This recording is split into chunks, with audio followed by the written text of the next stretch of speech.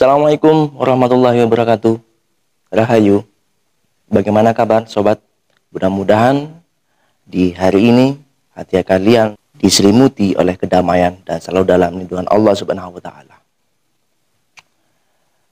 Kali ini saya mau menyimak videonya Habib Ja'far Al-Habdar dan Mas Sabrang Mowo Damar Panulu atau dikenal oleh Noe Leto.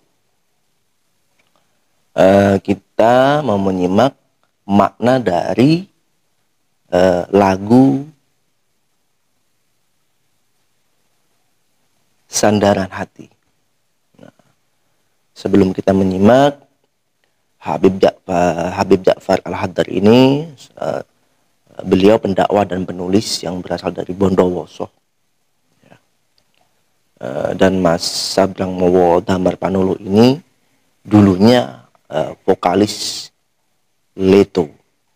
Beliau putra dari budayawan M.H. Ainun Najib atau dikenal oleh Cak Nun atau Mbah Nun. Ternyata lagu Sandaran Hati ini maknanya sangat dalam sekali. Saya pernah mendengarnya, ya, pertama kali mendengar, wah ini beda nih lagu ini beda.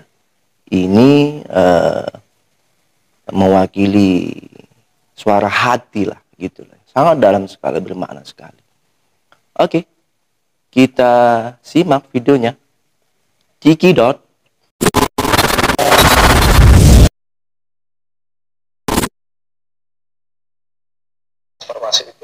Ini menjelang terakhir, saya pengen ngomongin tentang lagu-lagu.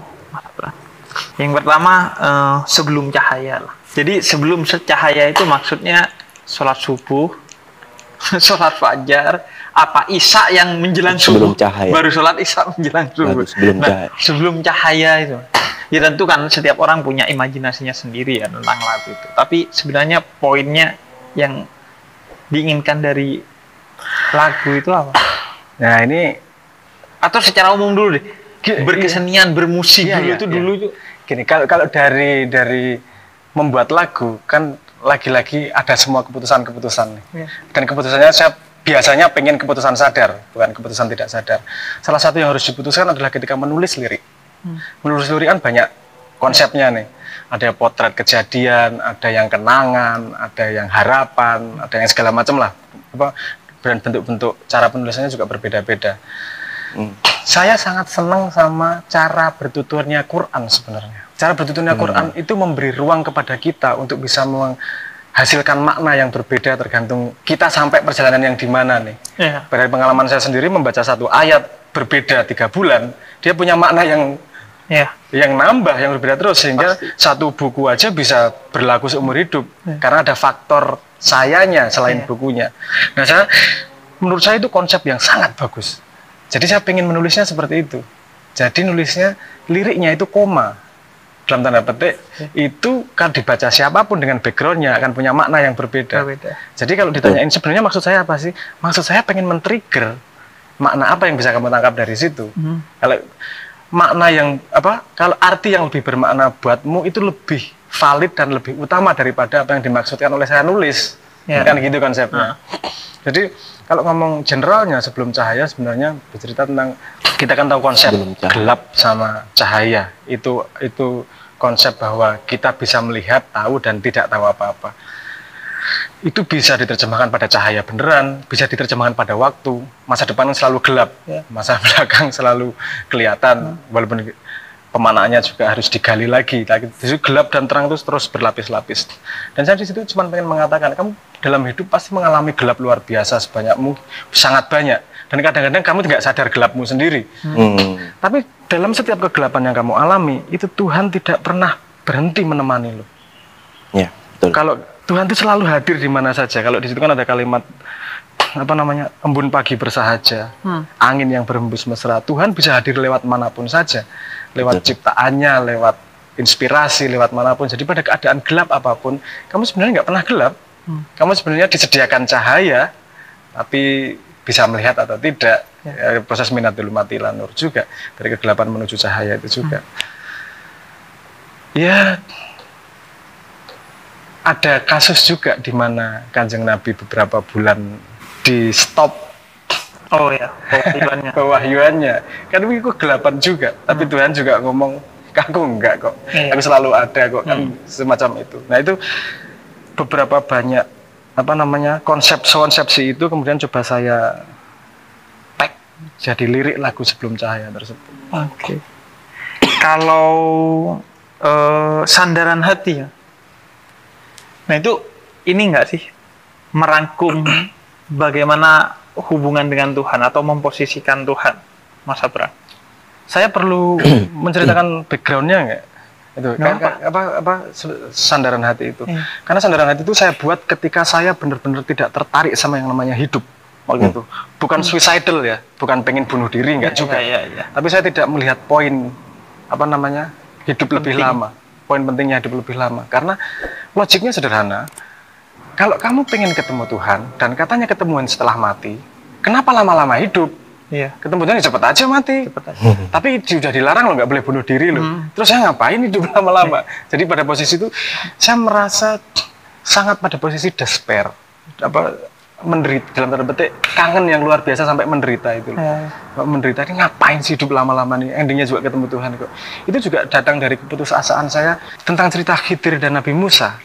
Nabi Musa yang nabi ya jadi temenin Jibril. Masih ada salahnya ketika di hadapan sama Nabi Khidir. Saya yang ditemani iblis. Apa mungkin bisa mencapai pemahaman seperti itu? Jadi pointless ini. Saya mau nyari ilmu, pointless mau nyari kebaikan apa juga nggak dihitung, bukan matematis hitungannya. Udahlah ketemu sekarang aja lah. Nah itu pada posisi despair yang sangat tinggi itu lahirlah lagu Sandaran Hati. Jadi justru sebaliknya. Jadi saya di situ memposisikan ada kalimat ini. Teringat pada janjimu ku terikat. Aku teringat pada janji ketika sebelum lahir. Sebelum lahir, ketika sebelum manifest menjadi manusia. Kan berjanji. Tergantung tiap orang ingat janjinya seberapa. Janji bahwa Allah Tuhan kita. Itu yang dibocorkan. Pemahaman saya setiap orang punya kurikulumnya sendiri, perjanjiannya sendiri. Nah, aku teringat pada janjimu, aku terikat dan nggak bisa ngapa-ngapain. Hanya sekejap aku berdiri. Hanya sekejap aku hidup ini. Tapi aku lakukan sepenuh hati. Aku gak peduli siang malam yang berganti. Siang malam itu menunjukkan bahwa dunia itu hanya ada ketika ada dua polaritas yang berbeda. Ada tinggi, ada rendah, ada siang, ada malam, ada dingin, ada panas, ada positif, ada negatif. Kalau nggak gitu baterai nggak jalan. Pokoknya dunia itu hanya ada karena dinamisme di antara dua polaritas yang berbeda. Dan itu yang membuat tidak nyaman karena tidak ada kepastian. Karena hidupnya terus pada posisi menjaga Ihdina Shiratal Mustaqim. Itu kan kesadaran waspodo yang tidak mudah, capek sebenarnya. Mau ngomong ya capek, itu capek.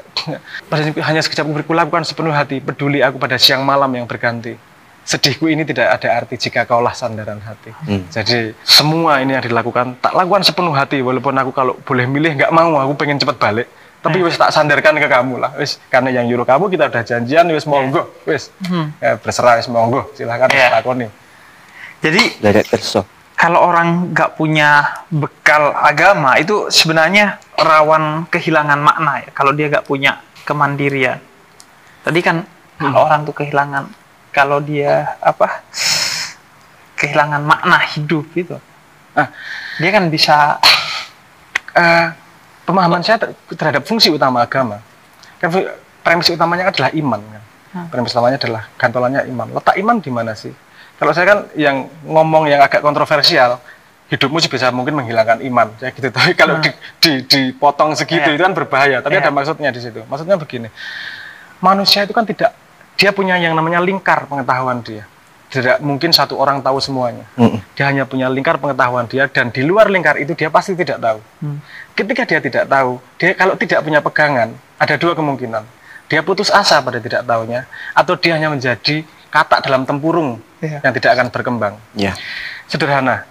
Kalau kita mau ke sebuah tempat yang tidak tahu jalannya, kita beriman kepada Google Map. Itu iman tanpa pertanyaan, karena memang kita tidak tahu, nggak pernah ke sana, makanya kita beriman. Jadi posisi iman dalam pemahaman saya itu adalah rentang di mana kita sesuatu yang kita tidak tahu itu kita harus pegangan sama iman.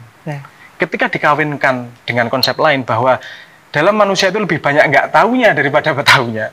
Berarti iman itu harus lebih dominan daripada yang lain. Karena kita lebih banyak nggak taunya nih, betapa pentingnya yang namanya iman. Tanpa itu kita nggak punya pegangan ketika masuk ke sesuatu yang kita tidak bisa sama sekali nggak tahu. Dan satu lagi komponen, padahal satu detik berikutnya aja kita nggak tahu loh akan terjadi apa. Betul. Jadi sebenarnya kita ini melewati ketidaktahuan demi ketidaktahuan. Dalam ketidaktahuan itu pegangan itu apa? Iman. Iman bukan pada benar salah, pada baik buruk dan seterusnya, tapi iman pada Gusti Allah ridho kok. Iman pada, wes aku ngelakoni apa yang disuruh Gusti Allah, aku ridho sama yang diberi sama Gusti Allah, wes pegangannya itu aja, karena nggak ada no other choice. Jadi ketika saya masuk Islam, ketika saya ngomong masuk Islam itu lagi, itu konklusi logis. Bukan kemudian wes lah saya masuk aja lah, nggak menyerah, tapi itu konklusi logis, karena tidak mungkin kita menghadapi masa depan dengan stabil, kita menghadapi ketidaktahuan dengan stabil kalau tidak pegangan sama yang namanya iman. Dan iman pilihan saya adalah yang disediakan konsep Islam, karena menyaksikan sendiri koherensi sistem dari Quran tersebut. Dan itu kunci agar tidak tersesat tadi. Iya, kunci agar tidak tersesat, jangan berhenti berjalan. Menurut saya jalan terus. Semua orang pasti tersesat kok suatu saat. Suatu momen dalam hidupnya pasti tersesat. Asal tidak berhenti berjalan, ya dia bisa cari jalan lain. Yang membuat orang tersesat menurut saya karena berhenti berjalan. Orang yang sudah merasa benar itu bahaya. Orang yang sudah merasa sampai itu bahaya karena dia berhenti. Bahkan kalau bahasa Islam, kafir itu kan orang yang menutup pikiran, hati, ya udah selesai gitu. Kafir gitu. Dan kata kafir dalam Al-Quran itu gak mesti non-muslim gitu. Muslim yang suka berdusta juga dibilang kafir. Muslim yang kepala batu, Quran bilang kafir gitu. Banyak hal. Jadi pencarian Islam juga bukan titik akhir pencarian. Iya, terus. Tadi Mas Abrang bilang tentang lapisan-lapisan juga, Quran dibuka lagi, ada lagi nggak berhenti sampai mati. Nah, itu juga saya ngutip soal nyanyian dua lagu, karena kan sekarang orang agak ngerasa apaan sih nyanyian itu. Tadi seolah-olah bukan dua hal yang bisa digabungkan dengan Islam. Nyanyian itu dianggap dia konotasinya selalu maksiat. Makanya aku tempatnya di masjid, omongan konteksnya dakwah, kita bicaranya. Saya melihatnya nggak gini. Tentang lagu ya, tentang lagu dan nyanyian itu yang mau dibahas ya. Saya melihatnya begini. Ada konsep yang namanya mutmainah di Islam. Konsep yang namanya tenang. Menurut saya itu penting untuk bisa mendengar suara Tuhan, suara alam semesta. Jadi imajinasinya begini, ketika ada permukaan danau yang tenang, satu tetes air itu bisa terasa. Tapi kalau permukaan danaunya bergolak, itu mau kehujanan kayak apa juga nggak kerasa karena dia bergolak. Jadi menjaga posisi hati pada posisi yang mutmainah, yang tenang, semakin tenang, itu semakin bisa mendengar ilmu yang diberikan oleh Tuhan dari setiap kejadian. Nah, itu kan urusan rasa, bukan urusan logika. Kita bisa ngomong percaya, tapi hatinya tidak percaya kan bisa. Rasa kan sangat susah itu. Nah, kalau yang namanya rasa kan perlu diasah juga. Cara mengasahnya adalah dengan secara sensitif terhadap informasi yang masuk lewat segala macam indera. Seni itu kenapa efektif menurut saya? Karena dia tidak punya intrinsik makna pada medianya. Kalau lagu berjalan sendiri, maknanya apa? Ada nada chord gitar D sama C, kita kan nggak bisa kognitif makna. Jadi ini artinya adalah apa kan nggak ada. Chord gitar doang kok. Tapi ini ada loh. Enak nih, nggak enak tenang nih dan seterusnya. Nah itu menurut saya cara mengasah tajamnya rasa itu dengan sensitif terhadap hal-hal yang tidak men-trigger makna. Dalam tanda petik ya, makna itu tadi. Kalau kognitifnya nggak trigger. Musik datang, seni, misalnya lihat ada orang joget-joget, maknanya apa ini? Tapi lama-lama bisa merasakan nih, bisa komunikasi juga ya. Nah, ketika sudah bisa komunikasi rasanya itu, kita jadi lebih sensitif pada situasi, pada keadaan, ilmu Tuhan mau ngomong apa, hujan maknanya apa, itu jadi ini yang ngomong. Ini jadi translator, penerjemah dari rasa yang dirasakan. Dan justru itu kekuatan utama manusia sebenarnya, menurut saya rasa ya. Karena kalau akal kan ya segitu-segitu lah. Akal itu penting tapi bukan alat utama. Menurut betul. saya ya, akal Betul. itu penting, baik untuk menjadi budak, tapi tidak baik untuk menjadi master. Jadi dia tapi penting. penting. Penting kalau nggak akal kamu nggak punya jembatan. Saya terjemahkan biasanya gini, kalau kamu ke Sumatera, ya naik kapal. Tapi misalnya kamu pengen ke Palembang, kamu ya naik kapal, nyeberangi selat. Tapi masa setelah nyeberangi selat kamu geret kapalnya, kan kamu tinggal. Nah, akal juga seperti itu. Untuk menyeberang selat, kamu pakai akal, tapi nggak seluruhnya pakai akal juga. Ada rasa, ada sensitivitas, ada intensitas. Dan ada titik mungkin bahkan kalau akal ya ditinggal itu kan? Ada titiknya. Tapi kalau dari awal meninggalkan akal, saya nggak setuju. Nggak nyampe. Itu model yang dikasih Tuhan. Jadi dia kendaraan lah untuk mengantar. Saya jadi teringat Rumi gitu. Rumi katakan Jibril itu sebagai simbol akal. Ketika Nabi Muhammad dimi'rajkan, Jibril itu hanya mengantar sampai pelataran Allah. Tapi ketika bertemu dengan Allah, itu Nabi Muhammad sendiri. Jibril tidak bertemu dengan Allah. Kata Rumi, itu simbol akal. Akal itu mengantar kamu kepada Allah. Betul. Tapi yang bertemu dengan Allah itu bukan akal. Dia nggak bisa bertemu. Dia ada batasnya, dia terbakar dan lain sebagainya. Tapi hati itu yang bertemu dengan tambah di Jawa ya. Ini perspektif yang berbeda ya. Ini menarik. Kalau di Jawa belum ini juga kenal Jibril, tapi sebutannya Joborolo itu maksudnya seperti Jibril. Ada empat malaikat yang dikenal Jawa, Joborolo, Mokoholo, dan seterusnya lah. Mokoholo itu Mikail. Ya. Joborolo itu kalau menurut mitologi, menurut konsep Jawa itu dia bersemayamnya di darah, di aliran darah. Jadi dia yang menjadi mesin transport terhadap data-data yang ada di dalam tubuh manusia. Saya nggak ngomong mana yang benar mana yang salah ya, tapi sebagai perspektif kan menarik juga. Cara motret peradabannya gini, cara motret peradabannya gitu. Ya ini juga tambahan info, nggak penting juga sih. Nggak mau menjabarkan. Sebelum closing, ini dong banyak yang rindu dengan suaranya. Iya dong. Pakai cara dangdut? Enggak. Oke. Ini juga untuk menunjukkan ini kan di masjid nyanyi ya, bagian dari dakwah. Sebelum saya nyanyi saya akan nyanyi lagu Sandaran Hati yang teringat pada janjimu ku terikat. Itu ada yang menerjemahkan beda yang menarik menurut saya, Beb. Itu katanya itu lagu untuk pengantin baru, Beb. Nah, jadi gimana? Teringat pasangan? Enggak. Kalau menikah itu kan butuh dua hal, surat sama urat. Itu sama pentingnya itu. Teringat pada janjimu ku terikat. Sandaran Hati janji itu suratnya. Terus hanya sekejap ku berdiri ku lakukan sepenuh hati itu. Iya. Nggak usah dijelaskan lah ya. Itu bercandaan. Saya seneng aja dengerin gitu. Ada juga ya. Saya tadi kan sempat googling. Itu banyak loh makna. Banyak yang memaknai loh. Dan menurut saya ya kesuksesan seorang musisi, seorang penulis, seorang pembicara di YouTube itu ketika dia mampu membangunkan hazanah pemaknaan dari banyak orang gitu. Itu gini, Beb, setiap lagu Leto itu bisa diterjemahkan dari sudut pandang tasawuf sebenarnya. Karena ada beberapa lapis makna. Dan memang dasarnya itu. Dari awal memang di crafting untuk itu memang. Yang pertama diartikan seperti memang Sandaran Hati. Tapi itu 6 tahun setelah rilis. Saya diem aja, saya nggak pernah ngomong sama siapapun tentang makna itu.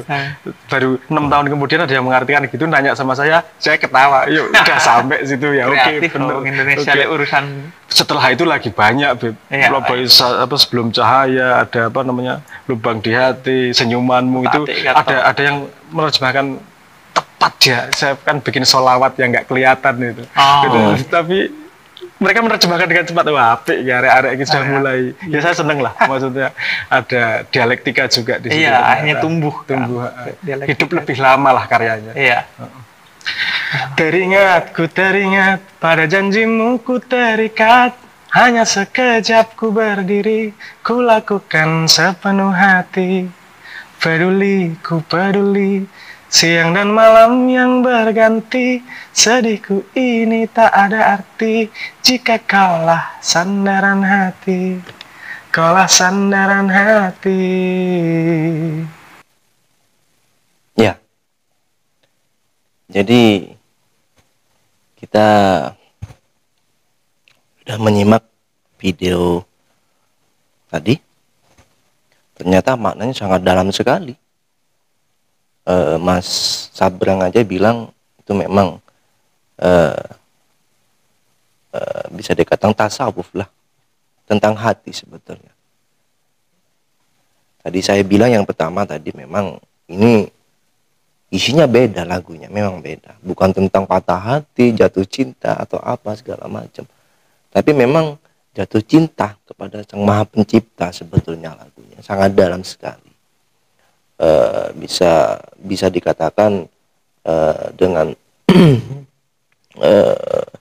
tentang hakikat lah ya, hakikat hidup, tentang ilmu tasawuf sebetulnya sangat dalam sekali kalau dimaknai. Memang lagu ini kemarinnya ada yang teman-teman banyak yang mengartikan yang berbeda-beda, yang bermacam-macam. Salah satunya saya juga pernah mengartikan di situ, mengartikan apa, memaknai sendiri sebetulnya. Ternyata ya betul tadi ternyata memang sangat luar biasa, sangat dalam sekali tentang makna hidup, makna jati diri sebetulnya banyak sekali, makna sangat dalam sekali. Ternyata tentang apa, bertasawuf sebetulnya, lagu tasawuf sebetulnya ya. Ya banyak sekali kita banyak belajar di video tadi. Kita ambil hikmahnya yang baik, ambil yang baik ya. Jadi ya kita perlu belajar yang apa ya, lebih yang bermakna tentang hidup, tentang diri kita, menjadi mengenal Tuhan ya. Jadi makna hidup sebenarnya sebagai manusia seperti apa. Kita harus banyak-banyak belajar tentang makna hidup yang sebenarnya. Oke. Terima kasih. Sekian dulu. Nanti kita lanjut dengan video-video lainnya. Terima kasih. Wassalamualaikum warahmatullahi wabarakatuh. Rahayu.